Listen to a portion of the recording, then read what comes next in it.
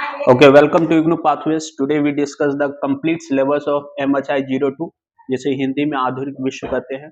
In this video, we discuss about the new pattern syllabus and old pattern syllabus of MHI 02. Those who are the students of June 2023, before 2023 or after 2023, both type of students see this video for the complete discussions of the syllabus discussions of MHI 02 term in December 2024 के लिए जो important questions आएंगे वो आपके इसी syllabus के आधार पर आएंगे. तो जो भी ओल्ड वर्जन्स के सिलेबस है या न्यू वर्जन्स के जो स्टूडेंट्स हैं उन दोनों के लिए ही ये वीडियो काफी इंपॉर्टेंट होने वाला है, जो इग्नू पाथवेज पर आज हम चर्चा करेंगे. तो MHI 02 या MHI 102 के जो भी बच्चे हैं उन दोनों प्रकार के स्टूडेंट्स को यह वीडियो देखना काफी जरूरी है, ताकि ये जो कंफ्यूजन्स आ रहे हैं आपको चैप्टर्स को लेके, टॉपिक्स को लेके, कि सर हमारा जो क्वेश्चन ओल्ड वर्जन में आएगा या हमारा क्वेश्चन जो न्यू वर्जन में आएगा, या कुछ ऐसे क्वेश्चंस जो हो सकते हैं न्यू वर्जन्स और ओल्ड वर्जन्स दोनों के लिए कॉमन हो.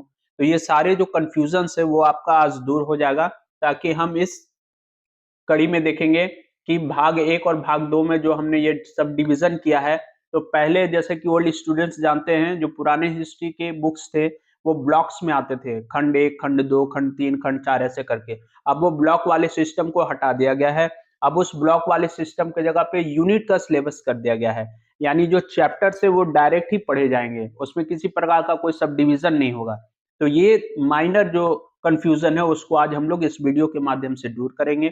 MHI 01 के कंप्लीट सिलेबस का डिस्कशन पिछले वीडियो में किया जा चुका है. आप प्लेलिस्ट में जाइए और वहां जाकर आप जब सर्च करें तो आपको दिखेगा कि MHI 01 हो या MHI 101 हो, दोनों प्रकार के स्टूडेंट्स के लिए कौन कौन से चैप्टर्स पढ़ने आवश्यक है उसे आप देखेंगे. और बहुत जल्द हम हिस्ट्री के इंपॉर्टेंट क्वेश्चंस जो पिछले जून 2024 में भी हम लोगों ने दिया था, इस बार दिसंबर 2024 के स्टूडेंट्स के लिए भी हम लोग बहुत जल्द इंपॉर्टेंट क्वेश्चंस को भी लाने वाले हैं. जो भी 10 से 15 इंपॉर्टेंट क्वेश्चन आपको बताए जाएंगे, वही 10-15 इंपॉर्टेंट क्वेश्चन ही आपको पढ़ने हैं. उससे बाहर कुछ भी ना पूछा गया था ना पूछा जाएगा.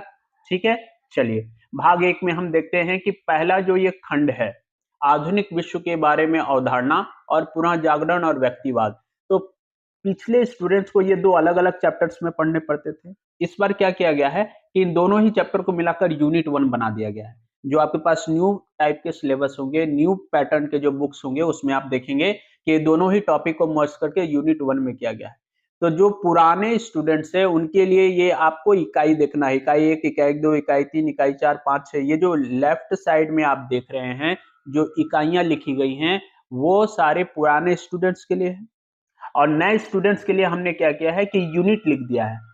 तो आप बेसिक डिफरेंस को देखते जाएंगे और समझते जाएंगे कि पुराने स्टूडेंट्स और नए स्टूडेंट्स में डिफरेंस क्या है. जहां कुछ स्पेशल बताने की आवश्यकता पड़ेगी वहां हम आपको दिशा निर्देश जरूर देंगे.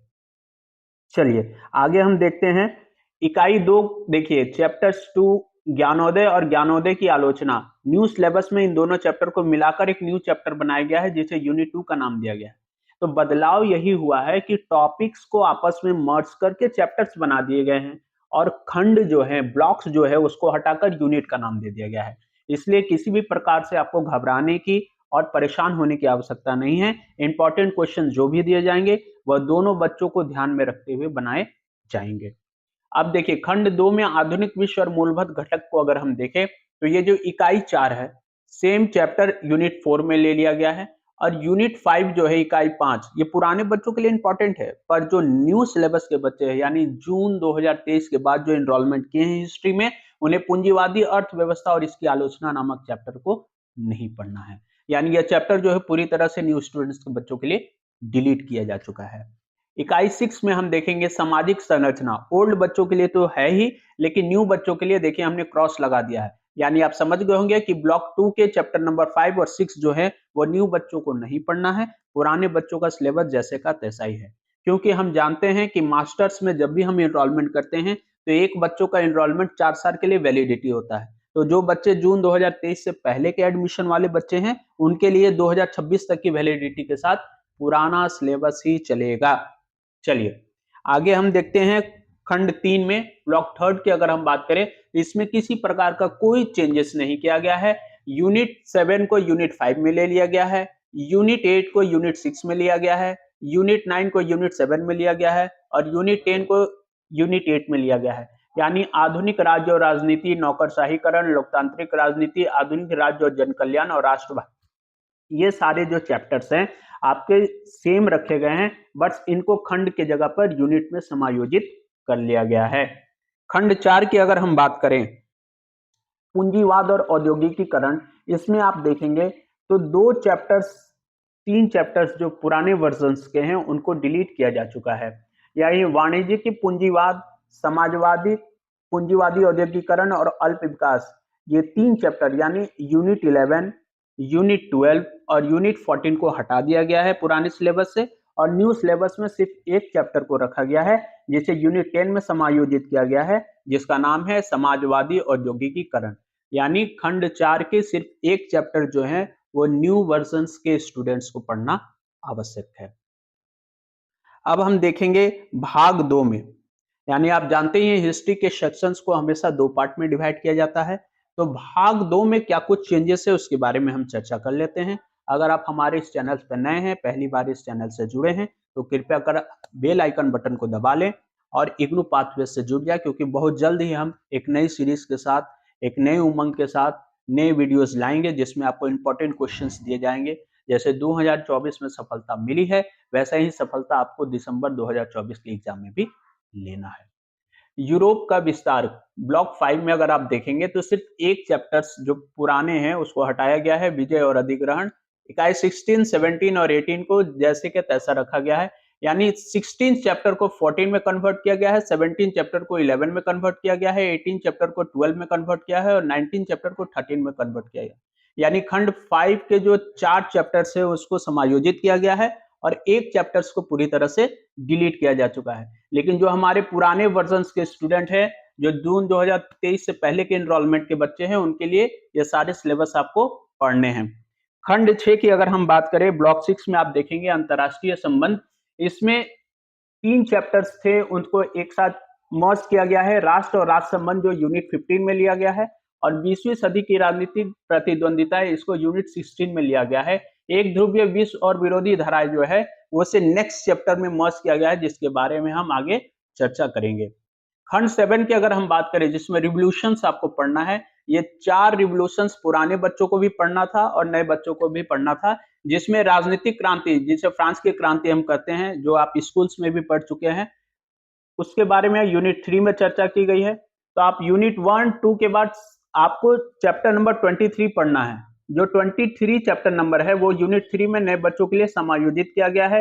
रूस की क्रांति जो है वो यूनिट 17 में है।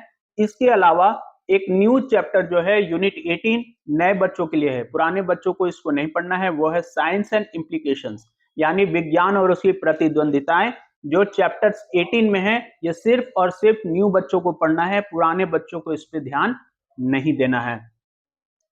इकाई 25 और 26 की अगर हम बात करें, ये सेम है, दोनों प्रकार के बच्चों को पढ़ना है। ज्ञान क्रांति, मुद्रण और सूचना, तकनीकी क्रांति, संचार व चिकित्सा, जिसे यूनिट 19 और 20 के तहत लिया गया है।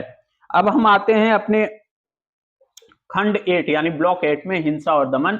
इसमें आप देखेंगे कि आधुनिक युद्ध को यूनिट 21 में लिया गया है और एक न्यू चैप्टर इंट्रोड्यूस किया गया है जिसका नाम है the collapse of Soviet union. जैसा कि आप जानते हैं, रूस एक बहुत बड़ा कंट्री था और उसकी साम्राज्यवादी विचारधारा को रोकने के लिए सन 1991 में उसे विनाश किया गया था, उसे काफी बहुत सारे राष्ट्रों को तोड़ दिया गया था। तो इसके पीछे की क्या इतिहास है, कैसे उतने बड़े राष्ट्र को तोड़ा गया, उसमें ब्रिटेन की क्या भूमिका रही, अमेरिका की क्या भूमिका रही, उसके बारे में विस्तार से इस चैप्टर में आपको चर्चा करना है। और unit 22 the collapse of Soviet union जो चैप्टर है वो पुराने बच्चों के लिए नहीं है, नए बच्चों को पढ़ना है। संपूर्ण युद्ध और गैर राजकीय हिंसा, ये 2 चैप्टर्स जो हैं, जो इकाई 28 और 29 है, ये पुराने बच्चों के लिए अभी भी है, लेकिन नए बच्चों के लिए यह डिलीट किया जा चुका है। तो इस तरह से हम देखेंगे कि खंड 9 में यूनिट 23 और यूनिट 24, यानी निष्कर्ष यही निकला कि पुराने बच्चों के लिए जो सिलेबस था उसमें टोटल 31 चैप्टर्स थे, लेकिन न्यू बच्चों के लिए जो ये है टोटल 24 चैप्टर्स है। यानी या तो कुछ चैप्टर्स को डिलीट किया जा चुका है या कुछ चैप्टर्स को आपस में मर्ज किया जा चुका है।